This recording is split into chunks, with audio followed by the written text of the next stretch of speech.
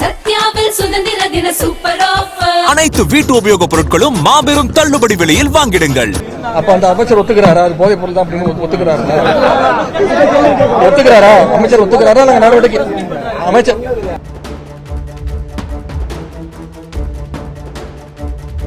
இது ஒரு சரியான வீடியோ எப்ப வெளில வந்துச்சு? வீடியோ வந்து ஒரு மாசத்துக்கு முன்னாடி வந்தது. அப்ப எப்ப வீடியோ வந்து அப்பதானே நடவடிக்கை எடுக்க முடியும்.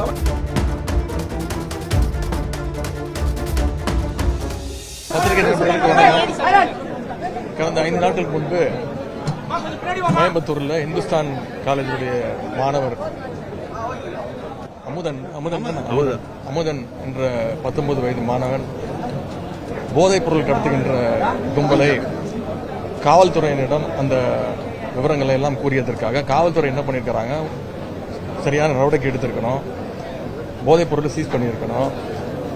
திரு அமுதன், அந்த மாணவன் அமுதன் யார் மேல கம்ப்ளைண்ட் கொடுத்தாரோ, யார் போதைப் பொருள் கடத்துறாங்க, யார் சப்ளை பண்றாங்கன்னு சொன்னாரோ அவங்க மேல ஆக்ஷன் எடுத்திருக்கணும்.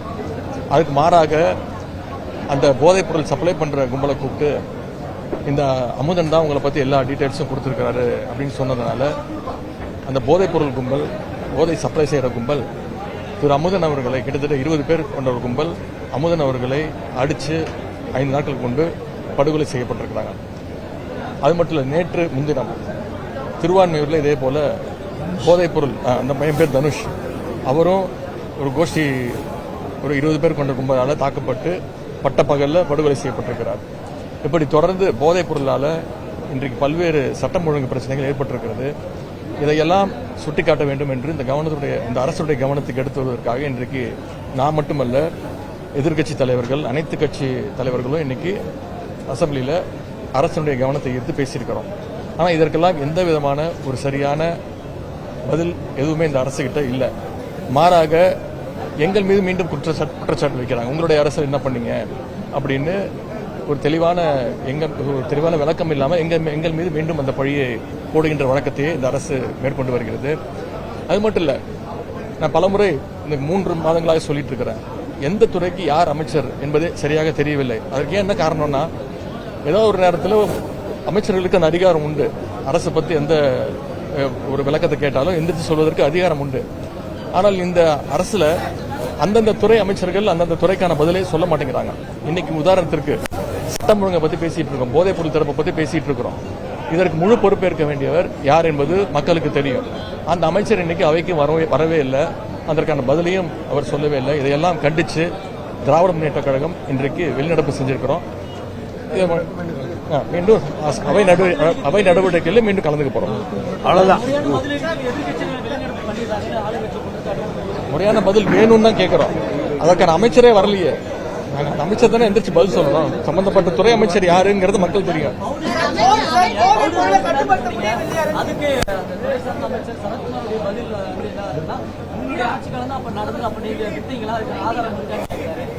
இது ஒரு சரியான வீடியோ எப்ப வெளில வந்துச்சு? வீடியோ வந்து ஒரு மாசத்துக்கு முன்னாடி வந்தது. அப்ப எப்ப வீடியோ வந்து அப்பதானே நடவடிக்கை எடுக்க முடியும்.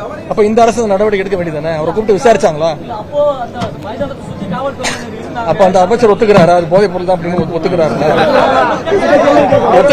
அமைச்சர் ஒத்துக்கிறாரா? நாங்க நடவடிக்கை அமைச்சர் பதில் சொல்றேன்ல. அப்ப அந்த அமைச்சர் ஒத்துக்கிறாரா? அது போதைப் பொருள் தான் அப்படின்னு ஒத்துக்கிறாரா? நான் என்ன சொல்றேன், அந்த வீடியோ எப்ப வந்துச்சு? இப்ப வந்தது. வீடியோ ஒரு மாதத்துக்கு முன்பு வந்தது.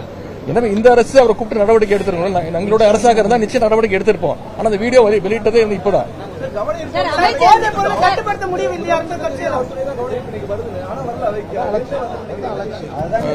சொல்லிட்டாரு. என்ன காரணம்னு உங்களுக்கே தெரியுங்க. உங்களுக்கு யார் மதின்னு தெரியும், அவரே சொல்லிட்டாரு. சத்யாவில் சுதந்திர தின சூப்பர் ஆஃபர். அனைத்து வீட்டு உபயோக பொருட்களும் மாபெரும் தள்ளுபடி விலையில் வாங்கிடுங்கள்.